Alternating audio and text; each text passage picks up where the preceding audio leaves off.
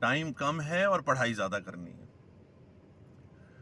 بظاہر تو یہ بات ایک ایسی لگتی ہے کہ جیسے کہ ہمارے اندر ایک تحریک، ایک موٹیویشن پیدا کرتی ہے، لیکن یہ خیال ایک بہت ہی خوبصورت جال بھی ہے۔ یہ خیال آپ کو وہ بھی نہیں کرنے دے گا اور اس طریقے سے نہیں کرنے دے گا جس طرح سے کرنے کے آپ قابل ہیں۔ دیکھیے، آپ سب جانتے ہیں کہ جلدی میں، بے چینی میں، پریشانی میں، غصے میں جو بھی کام کیا جائے اس کام کی وہ کوالٹی نہیں ہوتی ہے۔ اس لیے آرام سے، سکون سے، جتنا ٹائم ہے اور جتنا آپ کر سکتے ہیں اس کام کو کیجئے۔ کہا جاتا ہے کہ it is better to do little but well rather than to do all badly. اس وقت سے لے کے امتحان تک کے ٹائم کو آپ 3 حصوں میں بانٹ سکتے ہیں۔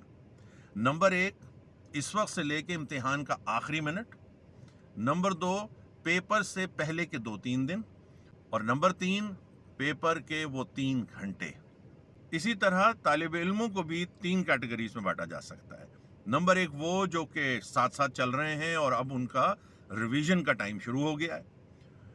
نمبر 2 وہ جو کہ جن کے کچھ ٹاپکس کور ہو گئے ہیں اور کچھ ٹاپکس باقی ہیں اور انہیں اب پینک نہیں ہونا ہے، انہوں نے ریلیکس رہنا ہے۔ اب آپ یہ سوال کریں گے کہ کیسے پینک نہ ہو سر، کیسے ریلیکس رہیں، اتنا سارا کام باقی ہے۔ دیکھیے، جو کر لیا ہے اسے دیکھیں، اس پر خوش ہوں، اس سے اچھی امید رکھیں، کیا پتہ اسی سے سوال آ جائے، اور اس فیلنگ کو، اس خوشی کی اور اس شکر کی فیلنگ کو لے کر جو کام رہ گیا ہے اسے آرام آرام سے لاسٹ ٹائم تک کرتے رہیے۔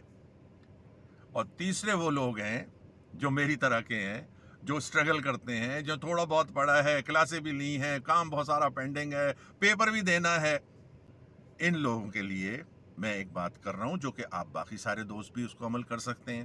دیکھیے، صحت کا خیال تو سب رکھیں گے۔ نمبر 2، ریلیکس رہنا ہے اور پینک نہیں ہونا ہے، اس لیے کہ یہ بات طے ہے کہ ہم جب سکون سے ہوتے ہیں تو اچھا کام کرتے ہیں۔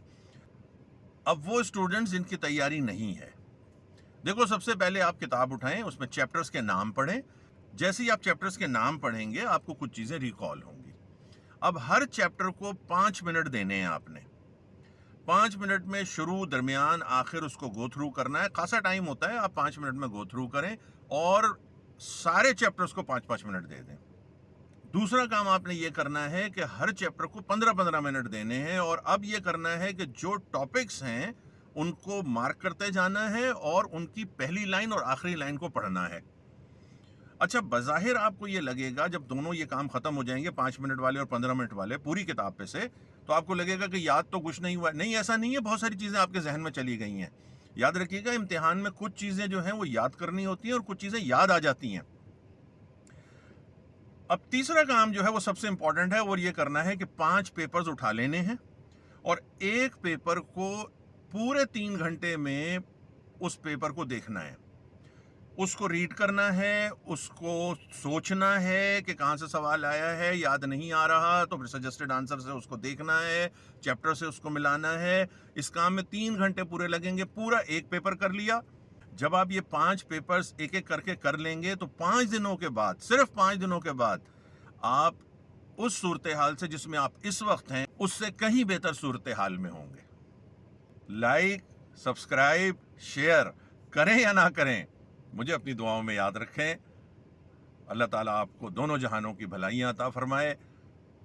ہمت سے، ڈٹ کر، حوصلے سے آخری منٹ تک مقابلہ کرنا ہے۔